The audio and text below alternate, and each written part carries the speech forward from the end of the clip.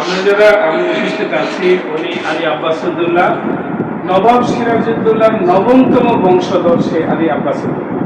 আমরা যে ওনাকে পেয়েছি এটা আমাদের ভাগ্য, যে ওনাকে দেখতে পেয়েছি। ওনাকে দেখলে নবাব সিরাজউদ্দৌলার কথা মনে হয়ে যায় যে আমাদের বাংলাদেশেই থাকে।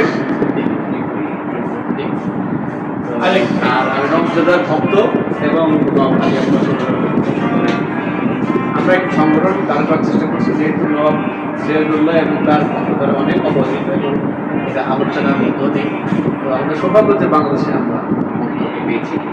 তো আমরা এই স্কুলটাকে কাজে লাগিয়ে স্বপ্ন আলোচনা কিছু যদি প্রতিষ্ঠান করতে পারি, স্কুল কলেজ গেটটা করতে পারি এবং নবাব সিরাজউদ্দৌলার বিভিন্ন দিবস পালন থেকে শুরু করে আমরা যদি কিছু সামাজিক কাজ করতে পারি, এই উদ্দেশ্যে আমরা কিছু পড়াশোনা করতে গবেষণা করতে নানা ধরনের কাজের জন্য আমরা এই সংগঠন কাজ করেছি। নবাব সিরাজউদ্দৌলার পরিবারবর্গকে নিয়ে এটা এই গবেষণা আলোচনা এটা প্রক্রিয়াটা আমরা শুরু করেছি। আমরা এটা শুরু করছি, আশা করি আমরা এটা কন্টিনিউ করবো, প্রতি বছর পালন করবো। তো এই সম্পর্কে নবাব আলিবর্দী খানের আমরা আজকে আলোচনা করছি। ইতিমধ্যে আমাদের আর্টিকেলও ছাপা হয়েছে যে বর্গী দমনে নবাব আলিবর্দী খানের কী ধরনের অবদান ছিল এবং বাংলার মানুষের সঙ্গে কী ধরনের অত্যাচার অত্যাচার নির্যাতন ছিল, সেখান থেকে এই ব্যাপারে নবাব আলিবর্দী খানের ইনশাআল্লাহ আমরা এই নব প্রজন্মের হাত ধরে আমাদের অনেক পরিকল্পনা সামনে আছে। আলিবর্দী খানের প্রোগ্রাম, নবাব সিরাজউদ্দৌলার প্রোগ্রাম একে একে করে আমরা পর্যায়ক্রমে করব। সামনে নবাব মানে বিশাল ব্যাপার।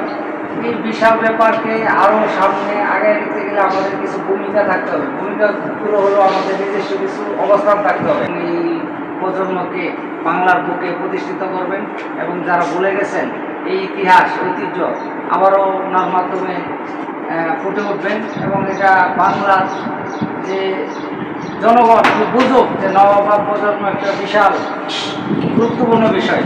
তো এটাকে সম্মান জানাতে হলে আমাদের নিজের কিছু অবস্থান লাগবে, সেই দিক থেকে ওনার আগ্রহ থাকতে হবে। তো আমি সহযোগিতা করব যাতে নবাব প্রজন্মের কিছু স্টেট সম্পত্তি অবস্থান তৈরি হয়। এটা আমার আপনাদের কিছু করবে না সাজেশন।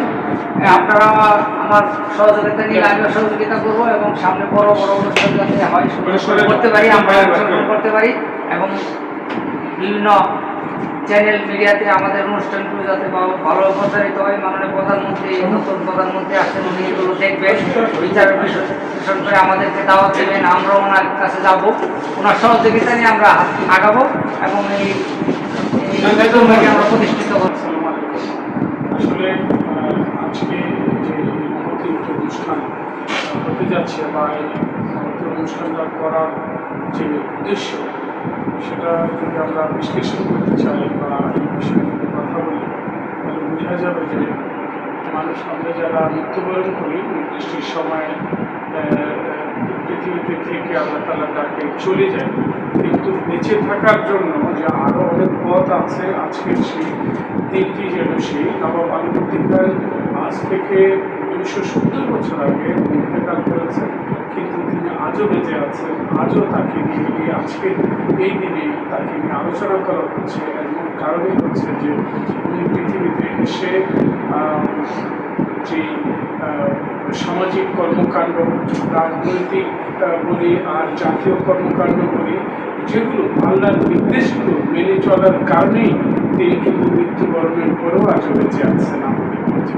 এবং তার ভালো কর্মগুলোকে আমরা তুলে ধরি, যে এইভাবেই যেন আমরা আগামী প্রজন্মকে শিক্ষা দিয়ে একটি সুন্দর একটি জাতি উপহার দিতে পারি। সেই ধারাবাহিকতাই কিন্তু সেই নবাব আলিবর্দী খানের আমলে অনেক চৌকুশ বড় বড় নেতা কিংবা লিডার ওনারা ছিলেন থাকা সত্ত্বেও তিনি তার নাতনি ধরেন ছেলে, তিনি সেই সময় 28.5 বছর বয়সে নবাব সিরাজউদ্দৌলার তার উপর দায়িত্ব ন্যস্ত করে হলো আলিবর্দী খান। তখন তো আরও অনেক বড় বড় লোকেরা ছিলেন, কিন্তু উনি ওনাকে কেন চিন্তা করেছেন? নিশ্চয়ই এখানে অনেক কিছু চিন্তা ছিল, যে আমার প্রশংসা, আমার ভালো কাজগুলোর ধারাবাহিকতা এবং জাতি যেন বিব্রত কোনো অবস্থায় না পড়ে সঠিক পথে হাঁটতে পারে। একমাত্র নেতা নেতাই নবাব সিরাজউদ্দৌলা হতে পারে, তার হাতে গেলে হয়তো বা আগামী প্রজন্ম আমি যা স্বপ্ন দেখেছিলাম তা ধরে রাখতে পারবে। সেই চিন্তা করেই কিন্তু দিয়েছিলেন। আজকে এই 2026-এ এসে দেখলাম তার তখনকার সেই সিদ্ধান্তটা ছিল সঠিক। এই কারণে যে নবাব সিরাজউদ্দৌলা যদিও লম্বা সময় পায়নি তার রাজ্য পরিচালনার জন্য কুচক্রীদের কারণে, কিন্তু সকল কুচক্রী কিন্তু পায়ে পিষে তারা ঘৃণিত অবস্থায় ইতিহাসে আছে। আর নবাব সিরাজউদ্দৌলাকে আমরা এখনো স্মরণ করি এবং তার আদর্শ যদি আগামীতে এই বাংলায় যদি অনুসরণ করে তাহলে একটি সুন্দর রাষ্ট্র, সুন্দর জাতি উপহার পাবে, সেই চিন্তাই কিন্তু তিনি করেছিলেন।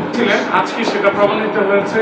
সেই জন্য আমরা তার এই 270তম মৃত্যুবার্ষিকীতে আমরা দোয়া করবো যেন আল্লাহ তাআলা তাকে ন্যায় নসিব করেন এবং তার সুকর্মগুলোকে, ভালো কাজগুলোকে গণনা করে ভালো কাজগুলোকে মূল্যায়ন করে যেন আল্লাহ তাকে ন্যায় নসিব করেন। এই প্রতি আমার চাওয়া এবং আমাদের সকলেরই একই রকমের চাওয়া বলেই আমরা এখানে বসেছি।